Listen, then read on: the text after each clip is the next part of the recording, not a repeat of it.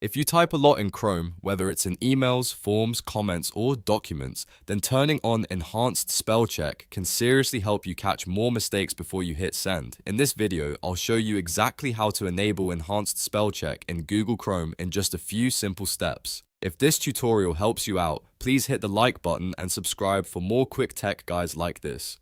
Alright, let's jump right in. First, open Google Chrome on your computer. In the top right corner of the browser, click the three vertical dots. This opens the main Chrome menu.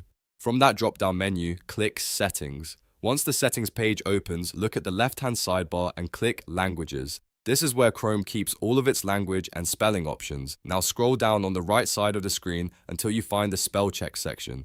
Here, you'll see the main master toggle that says, check for spelling errors when you type text on web pages. Make sure this toggle is switched on. If it's off, spell check won't work at all, so this step is important. Once that's enabled, look just underneath it. You should see two options with circular selection buttons, Basic Spell Check and Enhanced Spell Check.